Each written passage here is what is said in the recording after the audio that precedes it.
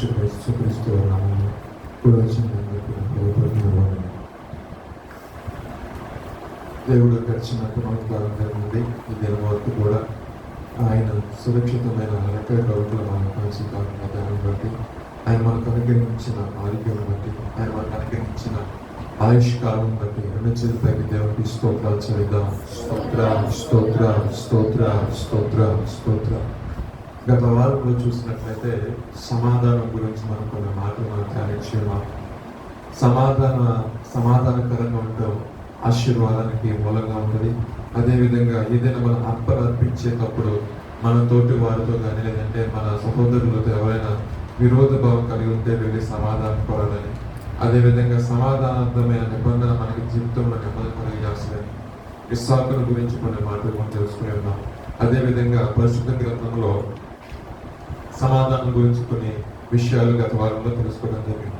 ఈ రాత్రికాల సమయం ముందు కొన్ని మాటలు చూద్దామని పరిశుద్ధ గ్రంథంలో నుండి పేతురు రాసిన మొదటి పత్రిక 5వ అధ్యాయము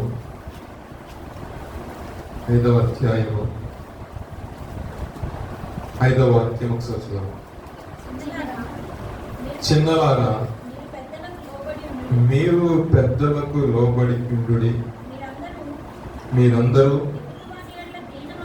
ఎదుటి వాని ఎడల దీన మనస్సులను వస్త్రము ధరించుకొని మిమ్మల్ని అలంకరించుకునుడి. దేవుడు అహంకారులను ఎదిరించి దీనులకు కృప అనుగ్రహించును.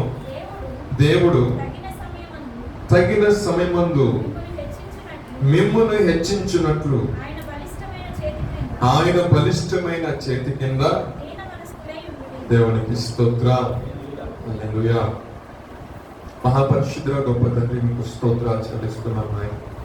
ఈ సాయంకాలపు వేళ ప్రభా నా తండ్రి, మీరు మాకు అనుగ్రహించిన మాటలు ప్రభా అయ్యా ధ్యానిస్తుండగా మీదైన శైలి మీదైన కోణంలో సంఘంతో మీరు మాట్లాడండి నాయన.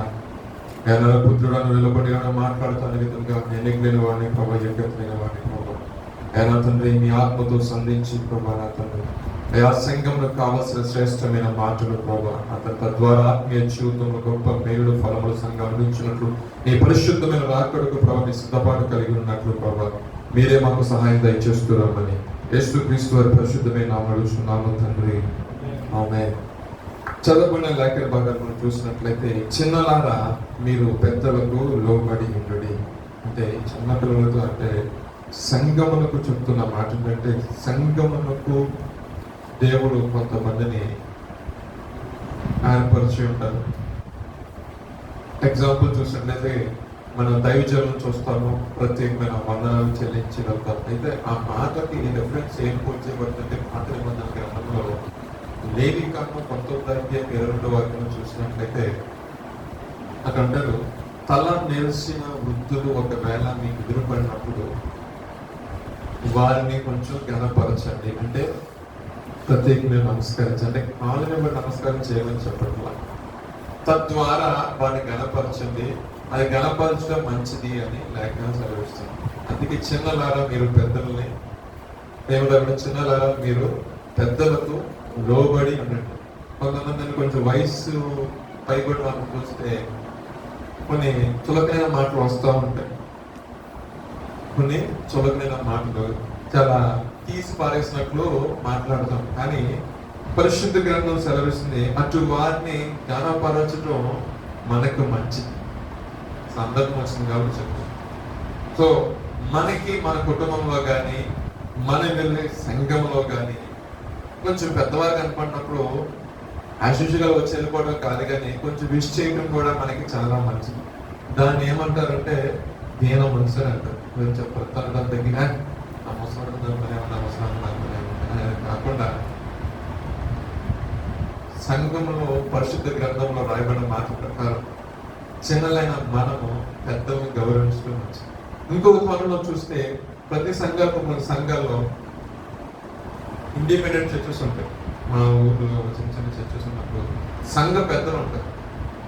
సంఘ పెద్దల్ని మామూలుగా నియమించి వాళ్ళకి ఒక ప్రత్యేకమైన క్వాలిటీస్ ఉంటాయి. అది నేను చెప్తాను పరిశుద్ధ గ్రంథంలో.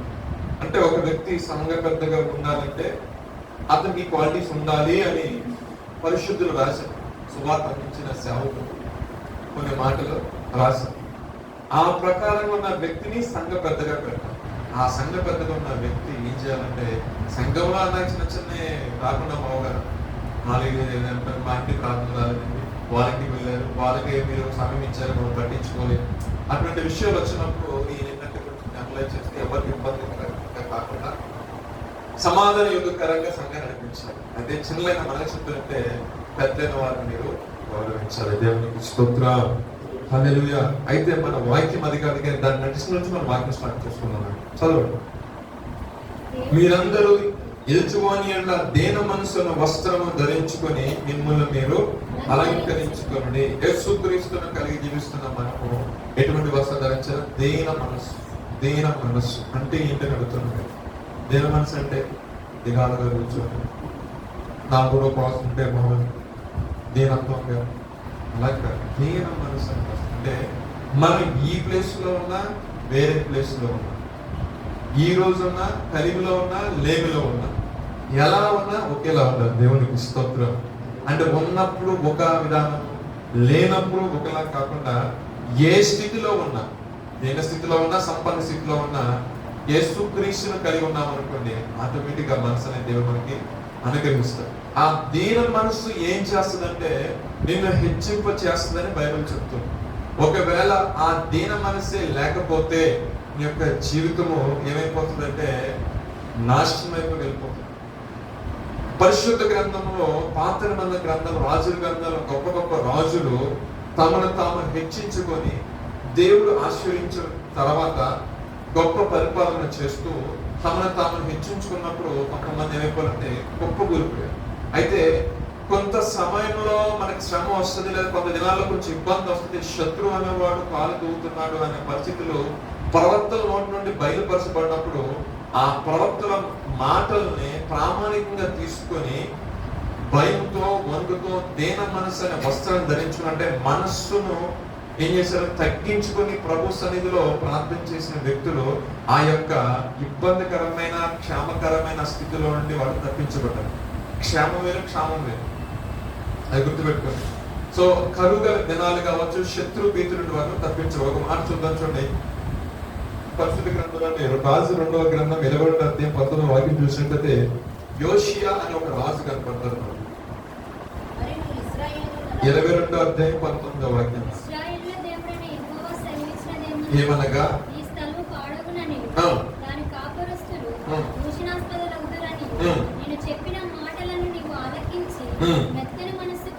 మెత్తని మనస్సు కలిగి యెహోవా సన్నిధిని దీనత్వమును ధరించి, ఇక్కడ దీనత్వం ధరించండి, ఇక్కడ దీనత్వం, దీన మనసును వస్త్రంగా ధరించు.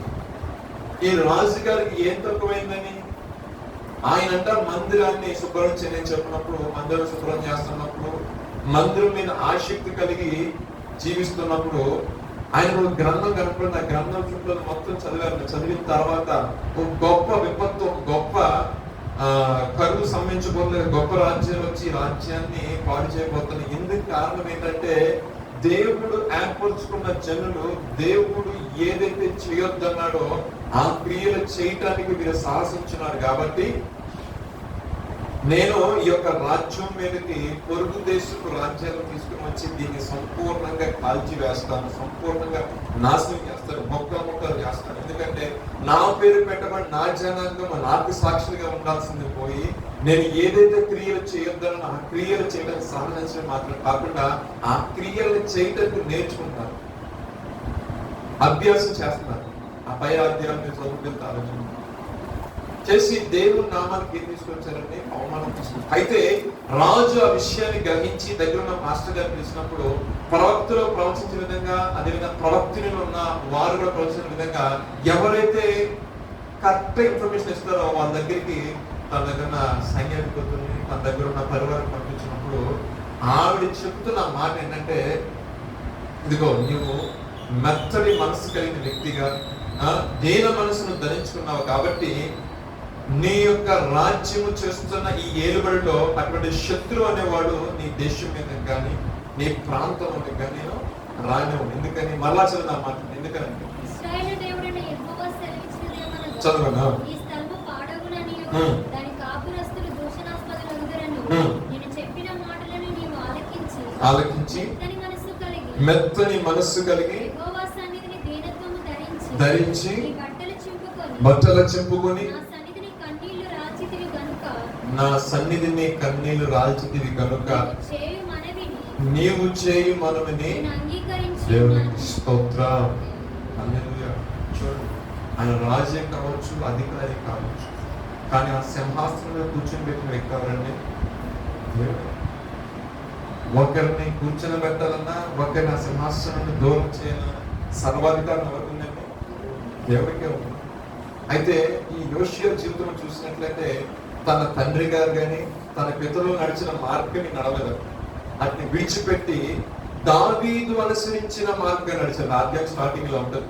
దావీదు ఏ విధంగా అయితే దేవుడికి ఇష్టకరంగా జీవించున్నాడో, అంటే మూలపితరుడు, మా మూలపితరుడు దేవుడికి ఎటువంటి సంగతి కలిగి ఎటువంటి సంబంధం కలిగి ఉన్నాడో ఆ విషయాన్ని గ్రహించి ఆయన నడిచే మార్గంలో తన యొక్క రాజ్యాన్ని నడిపిస్తూ, దావీదు ఏ విధంగా అయితే దీన మనసు కలిగి దేవుడిగా ఉన్నాడో అట్టి దీన మనసు కలిగిన దాన్ని బట్టి దేవాది దేవుడు మరలా సెలవుస్తున్న మాట ఏంటంటే, నీ యొక్క కార్చిన కన్నీటి నేను విన్నాను, నీ ప్రార్థనని అంగీకరించాను, నీ దినాల్లో ఇటువంటి శత్రువు అనేవాడు యెరూషలేము మీదకి రావడం చెప్పాడు. దేవునికి స్తోత్రం. హల్లెలూయా. అయితే ఇంకో మాట ఏంటంటే, నీవు వెళ్ళిపోయిన తర్వాత శత్రువు అనేవాడు వస్తాడు, సమూలంగా నాశనం చేస్తాడు. ఎందుకంటే ఏదైతే నడవడిక మంచి నడవడిక ఉందో ఆ మంచి నడవడిక తన యొక్క రాజ్యాన్ని స్థిరపరిచింది. తర్వాత కుమారుడు వచ్చాడు. తన కుమారుడు వచ్చి ఏం చేశాడంటే, సిద్కియా వస్తాడు. సిద్కియా వచ్చినప్పుడు నానా రకాలుగా ప్రవర్తిస్తాడు. ప్రవర్తన హేళన చేశాడు, అవమానపరిచాడు. విధంగా చెప్పాలంటే ఎంత ఎగతాళి చేయాలో దేవుని ప్రజల్ని అంత ఎగతాళి చేశాడు. దేవుడు సహించాడు. ఒక రోజున శత్రు దేశాన్ని ఒకసారి అలా రేపేసరికి ఏమైంది, ఒకేసారి శత్రువులు అందరూ వచ్చేసారు. యెరూషలేము పగట్టేశారు. వెండి, బంగారం, మనులు, మాణిక్యాలు మొత్తం దోసుకెళ్ళిపోయారు. దొరికిన కొంతమంది చంపేశారు. కొంతమంది ఎవరైతే కొంచెం బలంగా ఉన్నారో అందరూ బానిసత్వంలోకి లాక్కుని పోయి కొన్ని సంవత్సరాలు గడిచిన తర్వాత ప్రవక్త ద్వారా దేవుడికి మాట చెప్పాడు, కోరేషు నా మంద కాపరి, నా చిత్తం నెరవేర్చువాడా. నిర్వృత్తం 36 అధ్యాయం తీసినట్లయితే మీకు క్లియర్గా అర్థమైపోయిన వాక్యం. 2వ దినవృత్తాంతాలు 36 అధ్యాయం 12వ వాక్యం.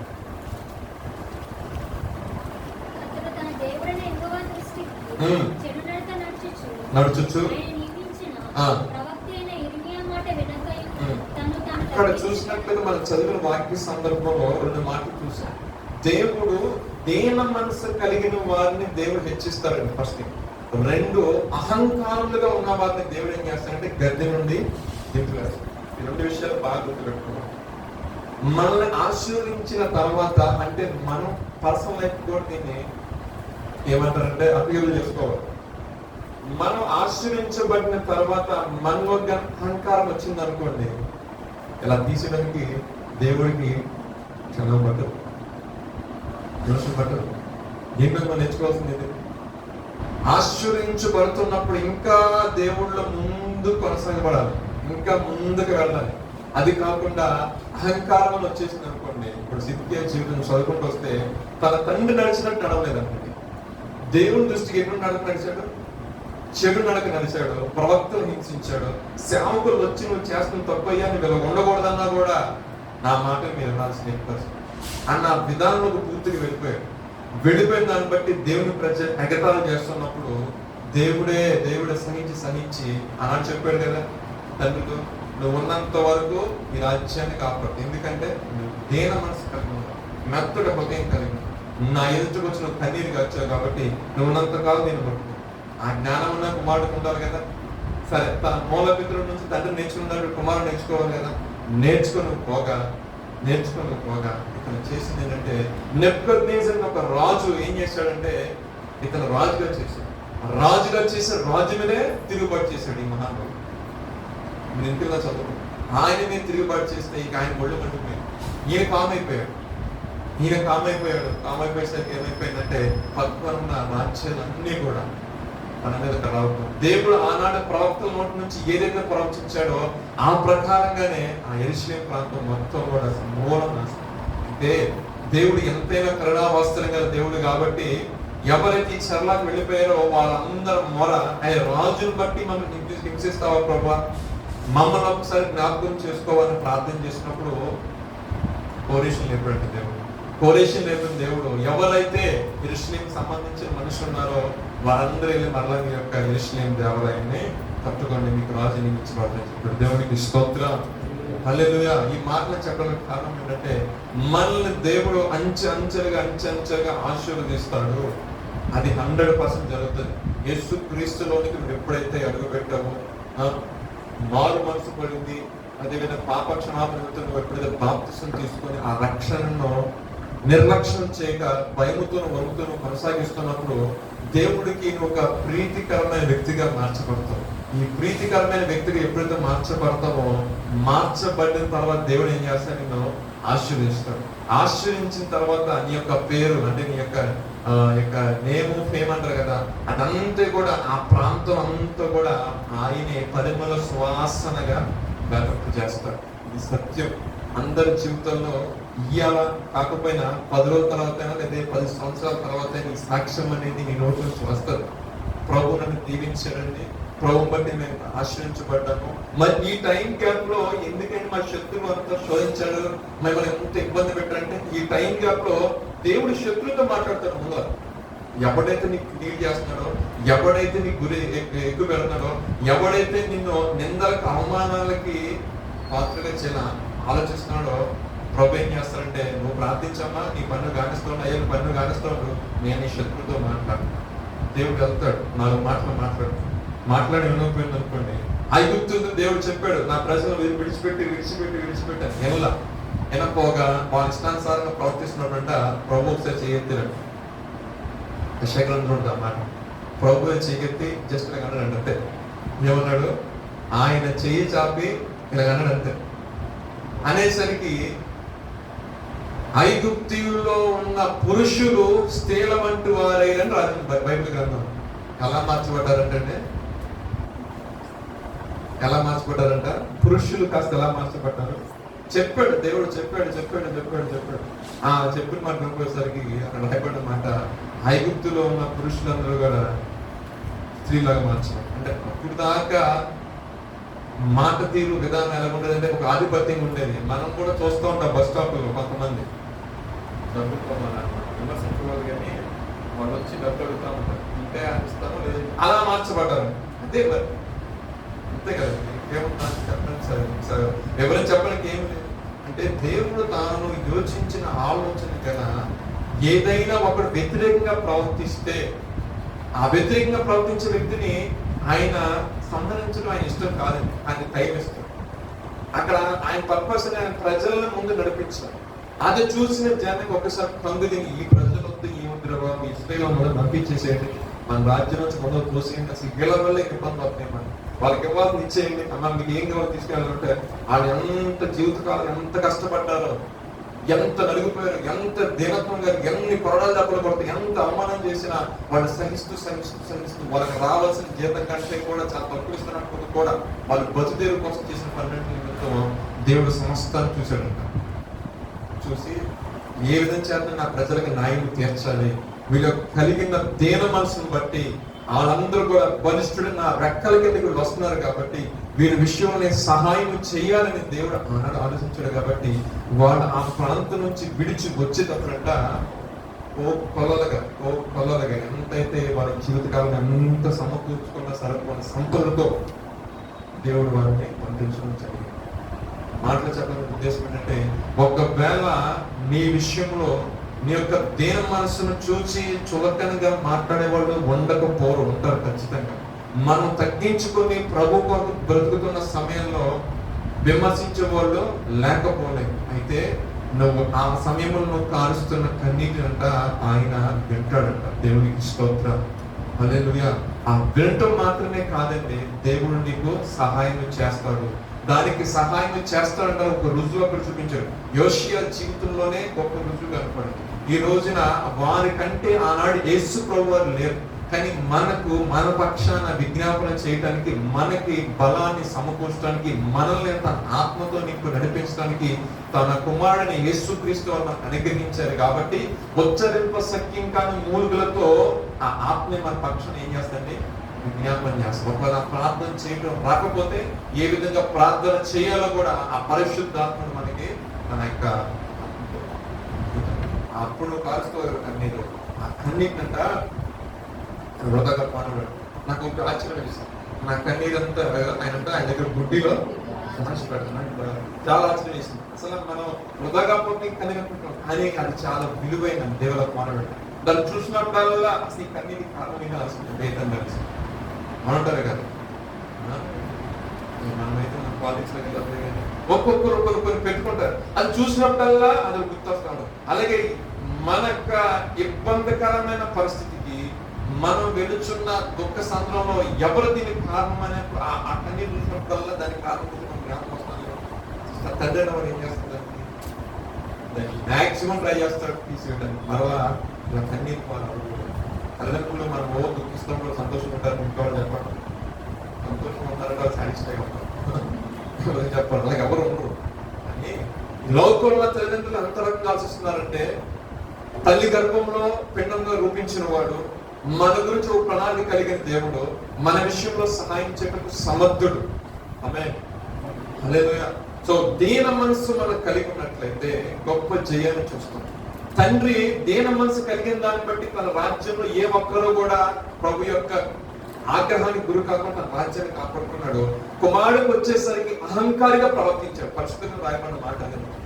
అహంకారులంటే ఆయన నింపుతాడు, దీనులకు ఆయన కృప అనుగ్రహిస్తాడు. ఈ అహంకారమైన మనసు వచ్చేసరికి రాజ్యము ఈయనొక్కరే కాదు, నేనొక్కరే ఎగ్జాంపుల్ కాదు. దానియేలు గ్రంథంలో కూడా, దానియేలు గ్రంథంలో ఆయన కనపడుతున్న 5వ అధ్యాయం 22వ వాక్యం ఒకసారి చదవండి. 22వ వాక్యం. బెల్షస్సరు అతని కుమారుడు వగు నీవు ఎరిగి మనస్సును అణుచుకొనక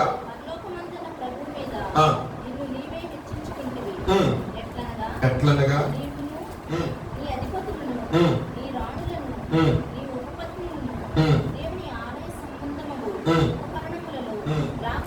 చాలు మనకు తెలిసి అందరికీ తెలిసిన విషయమే.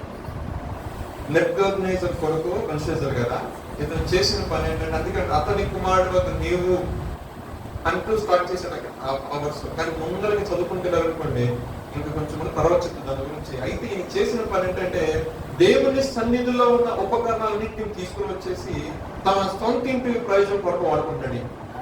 దేని కొరకు అంటే? సొంత ఇంటి ప్రయోజనం కొరకు.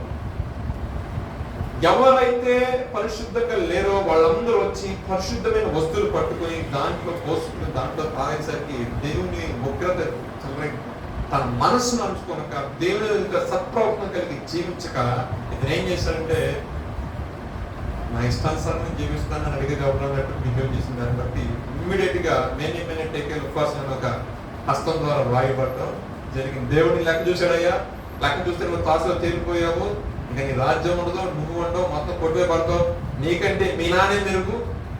ఏం చెప్పాడు ఇక్కడ? నీకంటే నానే మెరుగు. ఎందుకంటే ఆయన కూడా ఏం చేశాడు? ఎక్కువ రాజు ఒకేసారి ఈ సుందరవనాలని చూసి హృదయంలో అహంకార స్వభావంతో నా అంతుడు ఎవరు లేరు అనుకునేసరికి ఏం జరిగింది? దేవుడు ఒక దెబ్బ కొట్టేసరికి, చదవండి 18వ వాక్యం చదవండి.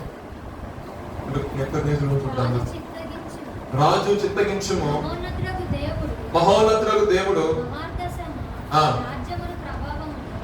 రాజ్యమును ప్రభావమును ఘనతను నీ తండ్రి నెబుకద్నెజరుకు ఇచ్చెను. దేవుడు అతనికి ఇటువంటి గొప్ప దశ ఇచ్చినందున తానెదిగిన మంచిగా ఎవరిని చంపడం చెప్పాడు, ఎవరికి సాయం చేయాలి చేశాడు, ఎవరు రక్షించాడు రక్షించాడు, ఎవరికి ఫేవర్ చేయాలి వాళ్ళకి ఫేవర్ చేసి అన్ని చేశాడు. అక్కడ దాకా బాగానే ఉంది. అక్కడ దాకా నేను ఏం తర్వాత మాట్లాడాడు దేవుడు. నెక్స్ట్ చదవండి. అది మనిషి యొక్క జీవితం ఏం రాకూడదంటే అతిశయం రాకూడదు. ఒకవేళ నువ్వు అతిశయిస్తున్నావు అంటే ఎవరిని బట్టి అతిశయించాలి? దేవుని బట్టి అతిశయించాలి. ఈ రాత్రికాల సమయం ముందు మనకు గమనించిన ఒకే ఒక విషయం అండి, దీన మనసు కలిగి ఉంటే ఆశ్రయించబడతావు. నిన్ను నువ్వు అతిశయించుకుంటూ లేదా నువ్వు ఒక మనసు అనుకోకుండా ఇష్టానుసారం మనం ప్రవర్తించామనుకోండి, ఖచ్చితంగా మన నాశనాన్ని మనమే తెచ్చుకోవటమే. దేవుడు వచ్చి ప్రత్యేకంగా ఎవరిని నాశనం చేయాలి అంటే మన గొయ్యి మనం తోడుకుంటే ఏ విషయం అంటే దేవుడు చెప్తున్న మాట అంటే, దేవుని బిడ్డలైన మీరు దీన మనసు కలిగి ప్రవర్తించండి, అది మీకు ఆశీర్వాదం. దీన మనసు, దీన వస్త్రం మీరు ధరించుకొని మీరు అలంకరించుకొని మీరు నడవండి అంటే మీరు ఏ మీ క్రియల్లో కానీ మీ ప్రవర్తనలో కానీ ఎవరు చూసినా, ఎక్కడ చూసినా, ఎలా చూసినా మంచి సాక్ష్యాన్ని దేవుడి కొరకు ఇచ్చి ప్రజలుగా ఉంటారు. ఇంకొక మాట అంటే ఆయనంట అహంకారం, ఇంకా మాట్లాడవచ్చు. అదే మొదటి పేతురు రాసిన పత్రికలో 5వ అధ్యాయం ఒక రెఫరెన్స్ దగ్గర పెట్టుకున్నాం. చదువు 6వ అధ్యాయం. దేవుడు తగిన సమయం మిమ్మల్ని హెచ్చించినట్లు బలిష్టమైన చేతుల కింద యుండుడి. చాలండి, చాలు. దీన మనస్కులై యుండుడి. ఎప్పుడైతే ఈ నెబుకద్నెజర్ రాజు అడవులు పాడైపోయి అంతా కూడా పోగొట్టుకొని పిచ్చోడా తయారైన తర్వాత 7 సంవత్సరాలు కొన్ని సంవత్సరాలు గడిచిన తర్వాత దేవుని యొక్క రాజ్య ప్రభావం నుంచి, దేవుని యొక్క ఔన్నత్యం నుంచి ఆయన మనస్సు మరలా మానవ స్వభావం ధరించినప్పుడు ఆలోచన వచ్చిందంట. వచ్చి అప్పుడు మమ్మ పైకెత్తి ప్రార్థన చేసినప్పుడు దేవుడు కృపను గ్రహించాడు కదా మీ నాన్నగారికి, మరలా ఆయన రాజ్యాన్ని ఆయనకి ఇచ్చాడు కదా. ఇప్పుడు బలిచేసారు, నువ్వేం చేస్తున్నావు? ఇన్ని తెలుసు కూడా నువ్వు దేవుని విషయంలో నీ మనసును అనుకోవడం ఎలా ప్రవర్తిస్తున్నావు?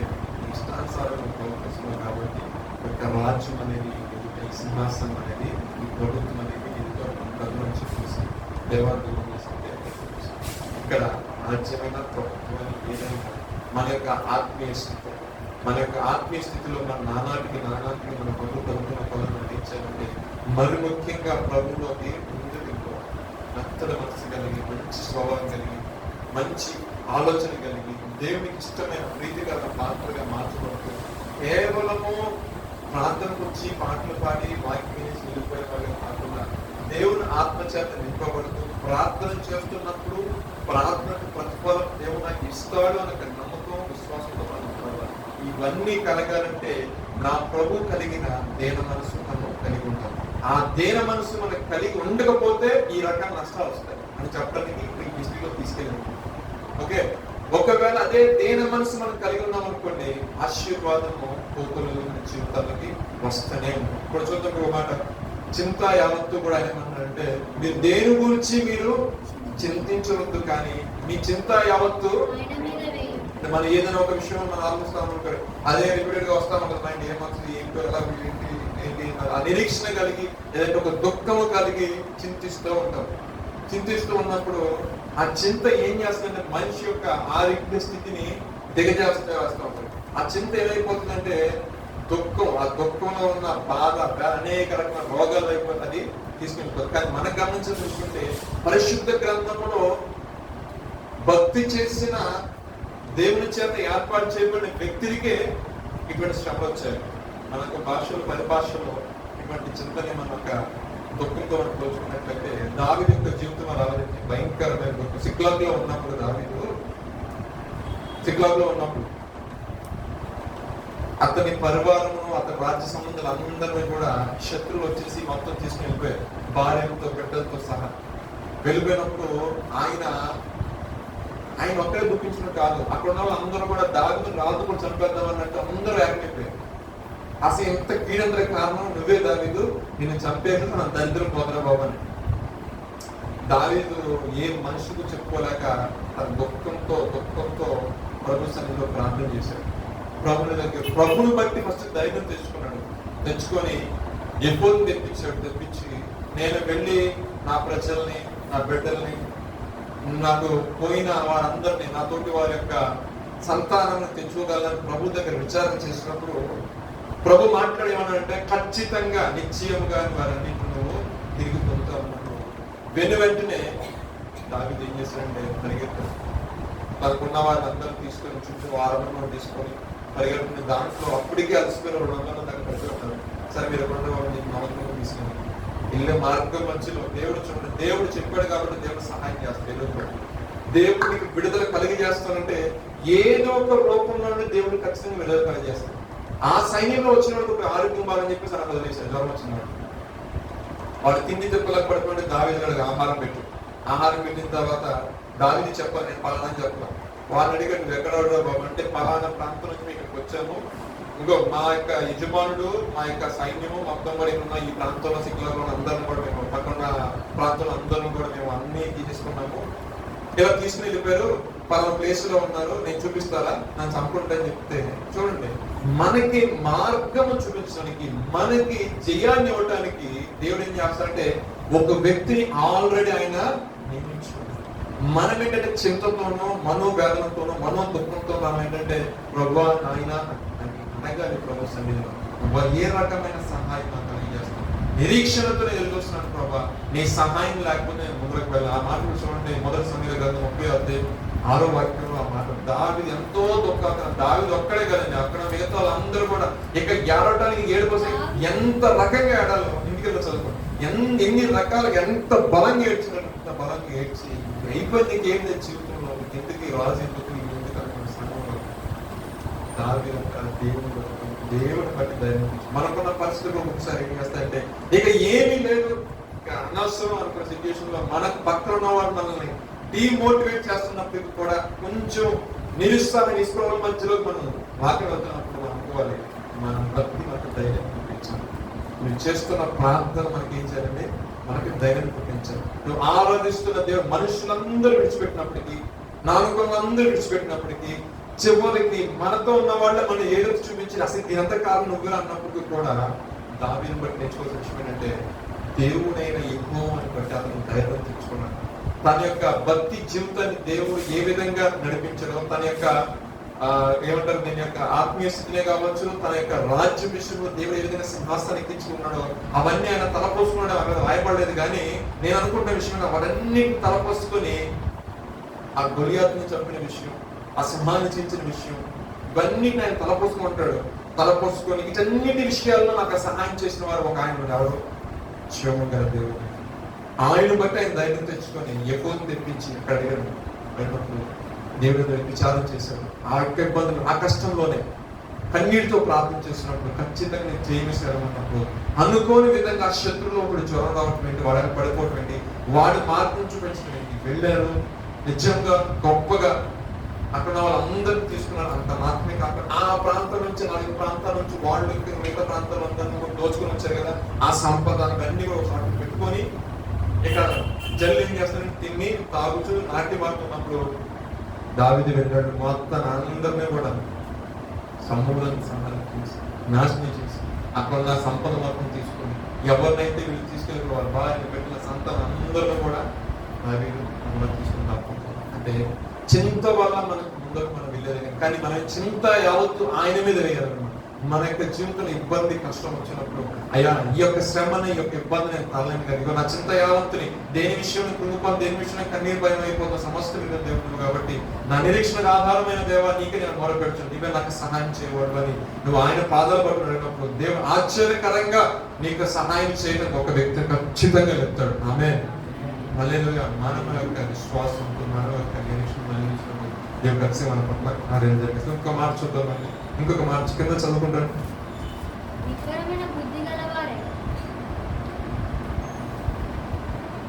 చదవండి.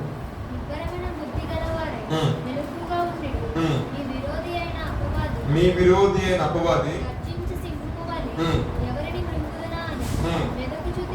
వెలుగుతూ తిరుగుచున్నాడు,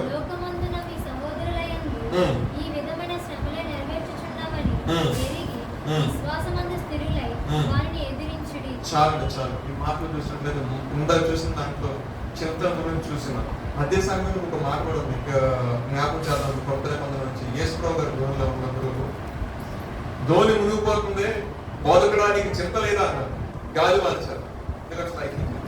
నిజమే, ఆయనకి ఎందుకు కూడా చీపు చింత, సమస్తం సృష్టించిన వాడు కదా ఆయన, అవునంటారు కదా. చింతలే చింతలు ఆయన లేచి ఒకటి నెమ్మల వాళ్ళు గద్దించాడు గాలి. ఇమ్మీడియట్గా నెమ్మల వేసరికి ఏంటి అసలు ఎక్కడ లేదు, గలయ సముద్రమే కామైపోయిందని వాడాము. అండ్ ఇంకా మీకు నమ్మిక కలగలేదని నమ్మడం అనేకమైన ఆశ్చర్యమైన కార్యాలు, అనేక అద్భుతమైన కార్యాలు మీ జీవితంలో మీరు చేసుకుంటారు. అయినా మీరు ఎందుకు చింతిస్తున్నారు? దేవుని విషయంలో కూడా క్రైస్తవులు చింతించాల్సి వీలైతే మోకరించిన ప్రార్థన కనీరు కాసిన ప్రభావం కనీరంతా సహాయం చేయలేదు. నిజంగా ఈ లోకంలో మనం ప్రార్థన చేసుకున్నాం అంటే గర్జించి చెప్పడం వల్ల అబ్బాయిలు తిరుగుతున్నారంటే క్రైస్తవుని హింసించడానికి, మాటల ధర పోవడానికి. వాళ్ళు ఎక్కడ ఉంటారో మన కుటుంబంలో ఉంటారు, మన బంధువు వర్గంలో ఉంటారు, మన ఎక్కడే ఉంటారు. ప్రార్థనకి వెళ్ళాలనుకోరు. సండే అవుతారు కదా, మన సండే మన ఫ్రైడే ఎందుకు? ఉదయం సాయంత్రం ప్రార్థన చేయాలా? ఈరోజు సాయంత్రం మాట్లాడుతున్నారు నిజమే. అది ఎక్కడో ప్రత్యేకంగా రాడు. అవునా? తెలుసుమా? ఏదైనా ఉండడం చేసింది ఏమన్నా పెద్దగా ఏమన్నా మాయ మర్మాలు చేసిందా? ఎలా అవసరమా? సండే వచ్చిన సాటర్డే ఎందుకు, ఫ్రైడే ఎందుకు? ఫ్రైడే సాటర్డే శుద్ధిగా ప్రార్థన చేసుకుంటాం, విశ్వాసం అనేది మనం ప్రార్థన. సండే ఏదో మామాన్ని తీసుకొని వచ్చి ఆ డబ్బులు ఏదో తాను చేసుకుంటాం, మా దశమాలు తెచ్చుకోవడం భాష. నెక్స్ట్ సోమవారం నుంచి సాటర్డే వరకు నీ ఇష్టం అని చెప్పి అబ్బాయిలు చెప్పే కాదు. మేమే వెళ్తాం చర్చికి, మీరే కాదు, మీరే పెద్ద భక్తుల్లో కలుసుకుంటూ లేకపోవాలా? భక్తి చేస్తారు కానీ దాంట్లో శక్తిని గమనించేసుకోవచ్చు. భక్తి చేస్తాను ఇంత సమయం ఇక్కడ వెచ్చించామంటే నేను 2-4 మాటలు చెప్దాం అనుకున్నాను. కానీ నాకు ఎందుకంటే ఒక వాక్యం అర్థాలంటే 4 ఎగ్జాంపుల్స్ తో వెళ్తేనే మీకు ఈజీగా అర్థం అవుతుంది. ఆ కంటెంట్ అనేది మీకు మైండ్ లో ఉంటుంది. ఎందుకంటే దేని మనసు నుంచి చెప్పాలి. అహంకారంతో ఉన్నప్పుడు ఏ విధంగా దేవుడు ప్రభుత్వం నింపేస్తాడో మనకి క్లియర్ గా వాక్యం ద్వారా దేవుడి ద్వారా చూసాను. అవునా కదా? అదే శ్రమల గురించి చూసాను. చింతలు వస్తాయి ప్రతి ఒక్కరి జీవితం. యేసు గారినే అన్నా నీకు చింతలు ఏంటయ్యా బాబు, ఏడు మునిగిపోతుంది ఏంటన్నప్పుడు ప్రభు నిద్ర లేసన్నాడు. ఒకసారి మాట్లాడాను, గాలి సముద్రం ఆయన మీకు నమ్మకాలు అద్భుతాలు చేస్తుంది, సూచికి చేస్తుంది, ఇప్పుడే కదా స్వస్థపరిచింది, ఇప్పుడే కదా నీరు అనుకుంటుంది, ఇప్పుడే కదా అద్భుత కార్యం చేసింది, ఏం చూసి తెలిసిపోతాడంటారా బాబు అని చెప్పాలని అవునంటారు కదా. అక్కడ సరిగా ఆయన అంత ఎవరైనా చెప్పలేదు. కానీ ఇంకా మీకు నమ్మిక కలగలేదా? గొప్ప సమర్థం స్పష్టంగా అంటే కొంతమందికి ఎన్ని అద్భుతాలు జరిగినాయి, ఎన్ని ఆశ్చర్యకాల జీవితాలు జరిగినా వాళ్ళ లోపలే ఉంటుందంటే ఒక భయం, ఒక దురుకుంటా ఉంటుంది. కళ్ళు జరుగుతుంది, అవి జరుగుతుంది. నో, మనము క్రీస్తుని బట్టి మనం ధైర్యం కలిగి ఖచ్చితంగా తండ్రి మన పట్ల ఖచ్చితంగా కార్యాలు జరిగిస్తాడు. అయితే మీ విరోధి అయిన సాతాను ఎవరిని మృంగుదమా మింగటమేంటండి? నవ్వచ్చుగా. ఎందుకంటే ఆయన ఆల్రెడీ పొట్టు అవకాశం వాడు ట్రై చేస్తాడంటే అంతవరకు అవకాశం లేదు. ఇప్పుడు సింహం ఏం చేస్తే చీల్చింది, ఆ చీల్చే అవకాశం కూడా ఆయన ఏం చేశారు? ఎప్పుడైతే మన కొరకు ఆయన ప్రాణం పెట్టినాడో సాతాను దొరదంటే అనుకుంటుంది. ఆయనకి ఏం లేదు. వాడు మిగతా ట్రై చేస్తాడు, కానీ వాడు ప్రయత్నం చేస్తాడు, ఆశతపడతాడు. మిగతా చెప్పాలంటే వాడిని మనం భయపెట్టేది ఓన్లీ తోటతోనే. శిరస్సు ఆయన పొడి చేసుకున్నాడు. పాము చచ్చిన తోటలు ప్రాణం చుట్టుకుంటాడు చూసారా? బతకదు. మన జీవితాల్లో చిన్న చిన్న ఎందుకంటే వాక్యం చదివిస్తుంది. శ్రమలో లోకసమాలు 4:3 వాక్యం చదివి ఈశ్వర గారికి వచ్చి అవ్వాలంటాడు, నీవు దేవుడు కుమారుడు అయితే ఎలా గుర్తు చేసింది. అదేవిధంగా బయటికి మన దూకు నీ దేవతని పట్టుకుంటే కదా ఈ రాజ్యం మొత్తం నీకే ఇస్తా. ఆయనకు కూడా శ్రమలు వచ్చాయండి. ఆయనకు కూడా ఇబ్బంది వచ్చింది. ఎప్పుడు ఆయన 40 దినాలు ఉపవాస ప్రార్థన ముగించుకొని ఆయన ఆకలి కొనగా ఇంకా అప్పాలు కూడా వచ్చేసాడు. ఇక నాకు టైం దొరికింది, ఇది అవసరం. ఇప్పుడు ఏంటంటే మనిషి యొక్క అవసరం చూస్తాడు ఎవరైనా సరే. ఇక్కడ ఈ అవసరం ఈ వ్యక్తిని టెంప్ట్ చేస్తే పడిపోతాడు అంతే. గతంలో మన అవసరం చూసి అబ్బాయి కూడా వస్తాడు. మీకు అవసరం కదా తీసుకుంటుంది. అంచం ఏమైంది? Back door, front door, back door ఇవి ఉంటాయి కదా. చెప్తున్నారు మాట గమనించి దేవుడి దగ్గర వచ్చి అబ్బాయిలు కలిసి డ్యాన్స్ ఏంటి సార్ ఆకలేస్తుంది కదా మీరు ఆలోచించి అని చెప్పాలి. అంటే వారి యొక్క మాటల్లో వారి యొక్క ఆలోచన చేత ప్రభు నడిపించాలని, ప్రభు ఒక గద్దెను గద్దించాలంటే నాకు ప్రభుకి లోక రాజ్యాన్ని మొత్తం ఇస్తున్నప్పుడు ప్రభువుకు మాత్రమే మొత్తాన్ని కాదు సాతానికి వచ్చాను గద్దించినప్పుడు ఆయన ఏం చేస్తుందంటే అక్బరాన్ని చెల్లిపోయింది. ఆ తర్వాత నాకు కూడా మాట్లాడండి, ఆయన తన ఆత్మలో బలపడుతుంటాడు. ఏమైందంటే శ్రమ వచ్చిన తర్వాత ఏం కలిగింది? ఆయన ఆత్మలో బలము పొందుకొని గలయ్య ప్రాంతానికి వచ్చి అక్కడ అద్భుతమైన కార్యాలు, ఆశ్చర్యమైన కార్యాలు చేయడం ప్రారంభించారు. దేవునికి స్తోత్రం.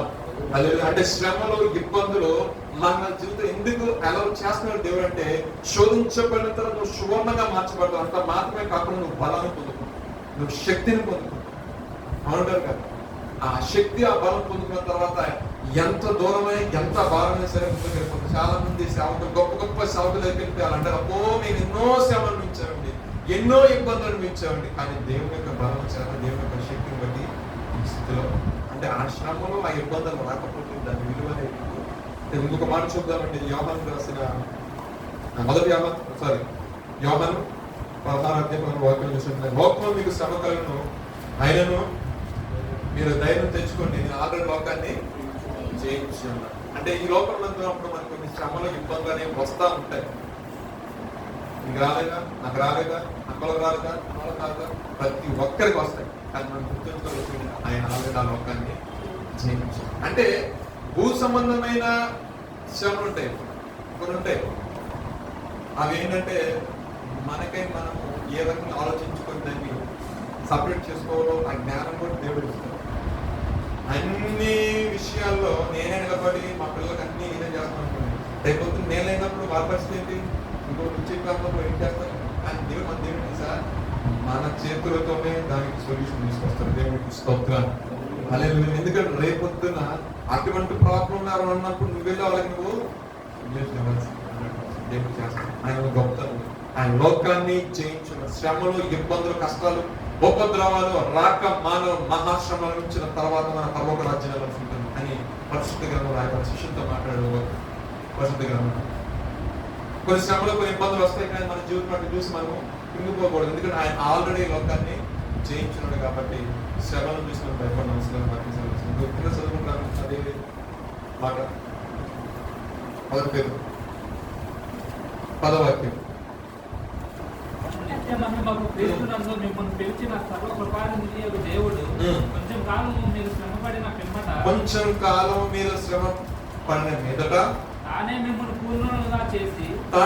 పూర్ణులుగా చేసి బలపరచును. దేవుడికి స్తోత్రం. ఇప్పుడు మీకు అర్థమై ఉంటుంది, శ్రమ పొందిన తర్వాత ఆయన మన పరిపూర్ణంగా సంపూర్ణంగా పరిశుద్ధంగా మార్చి నెక్స్ట్ ఏం చేయబోతున్నాడండి, స్థిరపరచి బలపరచి. అంటే నువ్వు స్థిరపరచబడాలి అంటే ముందు నీ యొక్క జీవితంలో కొన్ని అనుకోట్లు వస్తాయి, గాలితుమాలు వస్తాయి, అన్ని ఏమంటారు దేవుడు చేస్తాడు. క్రీస్తు అనే బండి మీద ఆయన అంటే ఇంకొక సందర్భం వచ్చింది కాబట్టి మనం బండ రాయిలాకున్నాం. బండ రాయిలాకున్నాం శబ్దాన్ని మండిని పట్టుకొని ఎంత కొడతానని పట్టుకొని చెత్త కొట్టేతను పట్టుకొని ఫస్ట్ మనం చూస్తున్నాం ఏం వచ్చింది కొట్టేస్తున్నా రాయబడుతున్నాను. మీరు ఎప్పుడన్నా పల్లెటూరులో మీకు బాగా చూసాను, రోడ్లు చేసాం సైడ్ రోల్ చేసాము, మిక్సీ వచ్చినాయి కదా, రోల్ అని పత్రం పడుతుంది ఉప్పు రోల్ ఏం చెప్పాలంటే. ఓకే, వాళ్ళ టెక్నాలజీ మాత్రమే మిక్సీ అని అర్థం కానీ అది ఆ రోజులు మా చిన్నప్పుడు నేను చూసేవాడు ఏమొచ్చిందో చిత్త పుట్టి చూడ పట్టుకుని పంట పట్టుకొని సాయంత్రం నేను స్కూల్కి వెళ్ళేటప్పుడు ఉదయాన్నే ఎట్ట పడితే ఎడా పడుకుని సాయంత్రం వచ్చి నీట్గా పడుతుంది, నీట్గా ఉండాలి. ఒక షేప్ వచ్చి అనుకున్నాను దేవుడు మళ్ళీ ఏం చేస్తాడు, చిత్త కొట్టేస్తాడు, నల్ల కొట్టేస్తాడు. ఒక ఆకారం, ఒక అందమైన ఆకృతి చూడండి. మనం ఏదైనా మ్యూజియంస్కి వెళ్తే కనీసం ముట్టుకునేవారు మనము ఆ శిల్పాలను కానీ ఆ వస్తువులు కానీ ఆ రాతి పనులు ఏం చేస్తున్నా ముట్టుకుంటాం. ఎందుకంటే ఎక్కడి నుంచి వచ్చినా సెకండరీ, కానీ ఎన్ని దెబ్బలు సెకండరీ. ఇక్కడ ఒక షేప్ వచ్చిన తర్వాత అది ఒక ప్లేస్కి వెళ్ళినప్పుడు అది కనపరచదు. మన యొక్క జీవితంలో కూడా అంటే ఆటోమేటిక్ గా కొన్ని ఉరి దెబ్బలు తగిలితే మనకి దేవుడు మనం బాధతో మనం ఏం చేశారని ఇంకా కూడా షేప్ వచ్చిన తర్వాత మనసు పూర్తి కూడా దెబ్బండి. ఎక్కడ కొడితే మళ్ళీ షేప్ అవుట్ అయిపోతుంది. గతవుతుంది చెప్పింది గతవుతుందా అంటే ఆయన అనుకున్న రూపులోకి, ఆయన అనుకున్న పరిపూర్ణత, ఆయన అనుకున్న సంపూర్ణతలోకి వచ్చేసిన తర్వాత ఒక శ్రమను కూడా దగ్గర రానీయుడు. ఆయన కమిట్మెంట్ ఆయన బాగానే ఉంటాడు. కానీ మనం చూసుకున్న హిస్టరీలో రాజుల్లాగా మనం అతిశయించి, రాజుల్లాగా అహంకారం చూపించి వీళ్ళందరూ ఎందుకు పెట్టాడు? కొత్త నిబంధన ఒకటి పాత నిబంధన తీసేయచ్చు కదా. లేదు, పాత నిబంధన మనం నేర్పిస్తుంది. ఇలా ఉండొద్దు, ఇలా ఉండి శ్రమలు వస్తాయి. గొప్ప గొప్ప వాళ్ళ రాజ్యాలే కానీ వాళ్ళ యొక్క సంస్థానాలే కానీ కదిలిని అంటే వారి ప్రత్యేకంగా ఏ దోషం చేయాలి, నడవడికనే మార్చుకున్నాను. దేవుని సంపూర్ణ మార్చిన తర్వాత నేను ఆశీర్వదిస్తున్నాను. ఎక్కడైనా నీ స్వబుద్ధిని ఆధారం చేసుకుని నడిచి దేవుని ఆధారపడకుండా వెళ్ళావనుకో, డెఫినెట్గా మనకి ఆత్మీయ శ్రమలు అన్నీ వస్తాయి. ఆయన ఏం చేస్తాడంటే రైట్ టైంలో మనం స్థిరపరుస్తాడు. స్థిరపరచడమే కాదు, బలపరుస్తాడు. ఇప్పుడు దాకంటే ఆడికి బలమే ఉంది అంటున్నారేమో అనుకొని 4 రోజులు అనుకుంటారు, 4 రోజులు అనుకుంటారు, 4 సంవత్సరాలు అనుకుంటారు. కృపాకాలం కదా, దేవుడు ఎంత కృపకాలం దేవుడు కదా. శ్రమ వచ్చినప్పుడు కొంచెం చూస్తాడు, చూసి టైం ఎక్కువ తీసుకుంటాను అనుకోకండి.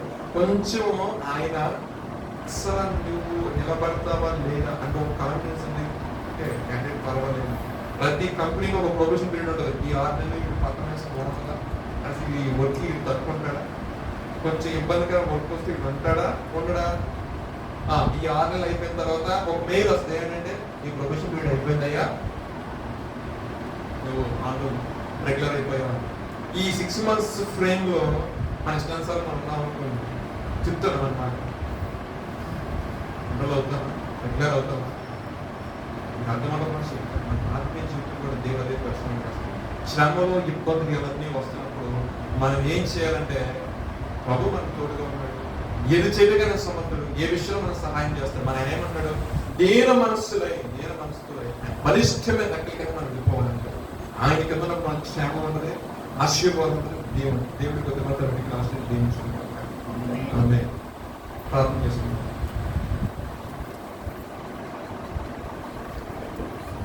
ప్రార్థన చేసుకుంటాం. పరిశుద్ధమైన తండ్రి, నీకు స్తోత్రాలు సమర్పిస్తున్నాను. గడిచిన కాలం నుంచి మన కృపలో భద్రపరిచి మమ్మల్ని నడిపించిన విధానం బట్టి నీకు స్తోత్రాలు సమర్పిస్తున్నాను. అంతైనా కృపగల దేవుడు, సహాయం చేయగల దేవుడు. ఈ రాత్రి కాల్సిన ముందు మాతో మీరు మార్గం బట్టి నీకు స్తోత్రాలు సమర్పిస్తున్నాను. మీరందరూ యజమాని దీన మనసుల వస్త్రాలను ధరించుకొని మిమ్మల్ని అలంకరించుకుని దేవుడు అహంకారాలను ఎదిరించే దేవుడు కృప అనుగ్రహించు. దేవుడు తగిన సమయం నిన్ను హెచ్చించినట్లు ఆయన బలిష్టమైన చేతి క్రింద దీన మనస్కులై నిండుడి. ఈ బలిష్టమైన కింద ప్రభావం మేము దీన మనస్సు కలిగి ఉన్నట్టు మీ సహాయం దయచేయండి. యోషియా తన యొక్క జీవితంలో మెత్తని మనసు కలిగి, దీన మనసు కలిగి ఆయన నీ సన్నిధిలో కన్నీరు కారుస్తూ ఆయన ప్రార్థన చేసిన దాన్ని బట్టి తన రాజ్యము ఆయా సుస్థిరంగా ఉంది. తను ఏనంత కాలము కూడా ప్రభా ఎటువంటి శత్రు అనేవాడు ఆ రాజ్యం మీదకి మీరు రానిలేదు. ఎందుకు కారణం అంటే ప్రభా ఆయా అతను దీన మనసు కలిగి ప్రభా మంచి ప్రవక్తన కలిగి ప్రభా ఆయా మంచి బుద్ధి కలిగి ఆయా ఎదుట ఆయా నిలిచిన దాన్ని బట్టి నేను స్తోత్రాలు చెల్లిస్తున్నాను. అహంకారం ప్రభా అయా నా తండ్రి గద్దించావు చాలా రీతిగా ప్రభా. నెబుకద్నెజర్ ప్రభా కొంచెం అహంకార మనసు వచ్చినప్పుడు అయ్యా కొద్దిపాటి శ్రమల చేత తనకి ప్రభా అయా నా తండ్రి లెసన్ నేర్పించి మళ్ళా తన యొక్క రాజ్యాన్ని తన చేతికి అప్పచెప్పినప్పుడు ఏ విషయంలో కూడా ఆయన తప్పుకోలేదు ప్రభా. నిన్ను గురించి గొప్ప సాక్ష్యం ఇచ్చున్నాను. తర్వాత ప్రభా తన కుమారుడు చేసిన ఆయా పొరపాటును బట్టి, అహంకార క్రియలను బట్టి ప్రభా రాజ్యం అనేది ప్రభా నా తండ్రి అతని శత్రువు చేతికి అప్పగించడం జరిగింది.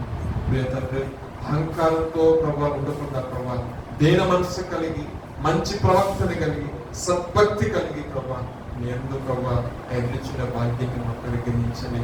అహంకారులను ప్రభా ఎదిరించి ప్రభా దీనులకు కృపను గ్రహించే దేవుడు ప్రభా తండ్రి మీ సహాయం మీ సన్నిధిని ప్రభా ఆయా ఆశ్రయించబడతారు ప్రభా, దీవించబడతారు కాబట్టి ప్రభా అహంకారమైన మనసు రాకుండా ఆయా ధనం హెచ్చించినప్పటికీ, ఆస్తి అంతస్తు హెచ్చించినప్పటికీ ప్రభా ఆత్మీయ జీవితము ఆయా తండ్రి ముందుకు వెళుతున్నప్పటికీ కూడా అహంకారమైన మనసు రాకుండా ఆయా ఎంత ఆశ్రయించబడినప్పటికీ కూడా నిన్ను బట్టి రక్షించేవారు గాను అయ్యా నీ యందు ప్రభా దీన మనసు కలిగి ఆయా తోటి సహోదరి కూడా ప్రభా దీన మనసుని వస్త్రం ధరించుకొని మాట ద్వారా, తలంపుల ద్వారా సహాయం చేయ విషయంలో, ప్రార్థించే విషయంలోనూ ప్రభా నీ సన్నిధికి వచ్చే విషయం అన్నిటి విషయాల్లో ప్రభా ఓ ప్రత్యేకమైన నడవడిక కలిగి ప్రభా జీవించినట్లు మీ సహాయం దయచేసి ప్రార్థిస్తున్నాను. అదే విధంగా ప్రభా నా తండ్రి అయ్యా మీ చింత యావత్తు కూడా ఆయన మీద వేయమంటారు ప్రభా. అవును ప్రభా, అనేక విషయాల గురించి మేము చింతిస్తున్నాం ప్రభా. అనేక విషయాల గురించి మేము ప్రభా కన్నీరు కారుస్తున్నాం నాయన. అనేక విషయాలను బట్టి ప్రభా అయా నీ సహాయం కొరకు ఎదురు వస్తున్నాం తండ్రి. నిజముగా ప్రభా నీ కార్యం అనేకమైన చూస్తున్నాం ప్రభా. అయా తండ్రి ప్రభా, తోటి శిష్యులు ప్రభా నీకు చింత లేదా అని అడిగినప్పుడు ప్రభా మీరు దిగ్గున లేచి ప్రభా అయా సముద్రమే వస్తున్న గాలి తుఫాన్ని గద్దించినప్పుడు గలయ సముద్రం నీకు లోబడింది ప్రభా. వారిని చూసి ఇంకా మీకు నమ్మకం లేదా అని అడిగారు ప్రభా. అప్పుడు దాకా నీ ఆశ్చర్యమైన కార్యాలు చూశారు ప్రభా. అప్పుడు దాకా నీ అద్భుతమైన కార్యాలు చూశారు తండ్రి. అయా గుడ్డి వారు కళ్ళు ఇవ్వటం ప్రభా, మోసగాల చేతుల వారిని స్వస్థపరచడం ప్రభా. అయా నా తండ్రి ప్రభా, చాంద్రలోకంతో బాధపడే వాళ్ళకి ప్రభా విడుదల కలగడం ప్రభా, దయ్యాలు పట్టిన వారికి విడుదల అన్ని చూసి మీరే నీకు చింత లేదా అనేసరికి వారిని చూసి నీకు నమ్మిక లేనట్టుగా ప్రభా. మాకు ప్రభావ మా బిడ్డల వాక్యం బిడ్డలకు నమ్మిక దయచేయండి ప్రభా. అయా మీ సహాయమును ప్రభు ఇప్పుడు దాకా వాళ్ళు అనుభవించిన మీరు ప్రభు. అయా ఈ వ్యక్తులు ప్రభా నా తండ్రి ఒకవేళ అయా ఏ విషయంలో చింతిస్తున్నా మాకేం తెలియదు కానీ నీ ఆశ్చర్యకరమైన సహాయం బిడ్డలకు దయచేయండి. అయ్యా నీ యొక్క ఆకాశ వాక్యం మీరు వెప్పండి. అయ్యా నీ సహాయం ఏ విధంగా ఉంటుందో ఆ రకంగా ప్రభా అయా చెప్పడం వాక్య వృత్తి మీరు మాట్లాడి నేను నమ్ముతున్నాం నాయన. నిజంగానే దావీదు జీవితంలో ప్రతికూల పరిస్థితి వచ్చింది. దావీదు దుఃఖించాడు, అయా అంగలార్చాడు, కానీ ఎంత విచారణ చేశాడు ప్రభా. నీ దగ్గర ప్రభా కనుక్కున్నాడు ప్రభా, నేను వెళితే నేను పోగొట్టిన మొత్తం కూడా నాకు వస్తుందా, నా సంతానం వస్తా, నా బిడ్డలు వస్తారా అన్నప్పుడు తండ్రి మీరు చెప్పారు ఖచ్చితంగా పొందుకుంటాను నీ మాట చేతనే ప్రభా. అయ్యా వెళుతున్న మార్గంలో దావీదు కొరకు ఒక వ్యక్తిని మీరు ఉంచారు ప్రభా. దావీదుకి సహాయం చేయడానికి, దావీదుకి మార్గం చూపించడానికి ఒక వ్యక్తిని ఆపి ఆ వ్యక్తి ద్వారానే ప్రభా దావీదు గొప్ప చేయాలని చూసినట్లుగా ఆయన అతని కార్యం జరిగించిన గొప్ప తండ్రి నీకు స్తోత్రాలు చెల్లిస్తున్నాను నాయన. నిజంగా ప్రతికూలమైన పరిస్థితి బట్టి మేము ప్రభా ఎలా జరుగుతుందో ఎవరు సాయం చేస్తున్నారని ప్రభా కృపపోతున్నాను ప్రభా. అయా సహాయం చేయడానికి ఆల్రెడీ ఒక వ్యక్తిని మీరు అపాయింట్ చేస్తున్న మీకు స్తోత్రాలు చెల్లిస్తున్నాను నాయన. నీ బిడ్డలకు మీరు సహాయం చేయడానికి ఒక వ్యక్తిని మీరు రేపుతున్న విధానం బట్టి నీకు స్తోత్రాలు చెల్లిస్తున్నాను నా తండ్రి. నీకు వందనాలు ప్రభా. మరి ముఖ్యంగా ప్రత్యేకమైన సమయంలోనైనా ఈ లోకములో ఉన్నందుకు శ్రమలు వస్తాను అయినా సరే ఒక విషయాన్ని గుర్తుపెట్టుకుని లోకాన్ని జయించి ఉన్నాను ప్రభా. అయా శ్రమ అనుభవం కూడా అనేక మంది పెట్టుకున్నారు ప్రభా, కానీ విశ్వాసంతో ఉన్నారు ప్రభా. అయ్యా మా పితరులు అయితే అనేక మంది ప్రభా దాని యొక్క జీవితంలో చూసినట్టు ఆయన కూడా శ్రమ ఉండే వెళ్ళాడు ప్రభా, కానీ గొప్ప చెయ్యని ప్రభా చూస్తున్నాడు ప్రభా. ఆ సింహభూమిలో ఉన్నప్పుడు గొప్ప శ్రమ, గొప్ప అయా తండ్రి గొప్ప అవమానం ప్రభా.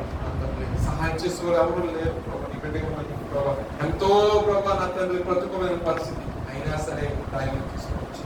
అయ్యా అగ్ని గుణంలో అయితే శబ్దకు మేషక్ని ప్రభా అగ్నిలో వేసినప్పుడు ప్రభా ఎంతో శ్రమ ప్రభా. ఆ పరిస్థితిలో కూడా నీ బిడ్డని మీరు రక్షించి కేవలం వారు నీ యందు భయభక్తులు కలిగి, నీ యందు దీన మనసు కలిగి, నీ యందు నమ్మకించి వారి చింత యావత్తు కూడా ప్రభా నీ మీద చేసి ఈ విధంగా చూస్తే విశ్వాసకులు అనేక మంది ప్రభా వారి జీవితాల్లో ప్రభా గొప్ప విజయాలని అయ్యాన్ని బట్టి చూసి నా తండ్రి నీకు వందనాలు ప్రభా. చివరిగా చెప్తున్నా మాట ప్రభా బలపరుస్తున్నాను తండ్రి. అయ్యా నా తండ్రి పరిపూర్ణంగా చేసి మిమ్మల్ని స్థిరపరచి బలపరుస్తున్నాను తండ్రి. నీకు వందనాలు ప్రభా. నీ అమూల్యమైన సహాయం ఇస్తాను మాకు అనుగ్రహిస్తున్నామని ఏ విధంగా చేతనైనా ప్రభా నా తండ్రి అహంకారమైన మనసు మాలోకి రాకుండా ప్రభా వీటన్నింటినీ మనసులో పెట్టుకొని ఏదో ఒక దినాన ఈ రోజు కాదు రేపు కాదు 10 రోజుల తర్వాత ఒక ఆశీర్వాదం అనేది మేము ప్రభావ ఖచ్చితంగా రుచి చూస్తాం. అయినా ఒక ఆశీర్వాదం ఒక దీవెన మా జీవితంలో వస్తుంది ప్రభావ, కానీ మా జీవితం అహంకారమైన మనసు రాలేదు ప్రభావ. అయినా అతన్ని ఎల్లప్పుడూ ప్రభావ నీ ప్రేమ కలిగి పెట్టాలి. నీ ప్రభావ ఏదైతే నేను మనసులో కలిగిన అట్టి మనసు మేము కలిగి అటు ఔదార్యం మేము కలిగి ప్రభావ నీలో ప్రభావ వేరు పాదుకొని అనేక మంది బిడ్డకు ఆశీర్వాదకరంగా దీవెనకరమైనట్లుగా ఆత్మాభిషేకంతో నీకు నేను నడిపిస్తున్నాను. మా ప్రభువు నీ ప్రియకుమారుడు యేసు క్రీస్తు వారి పరిశుద్ధమైన నామములో అడిగి వేడుకొని ప్రార్థిస్తున్నాను తండ్రి.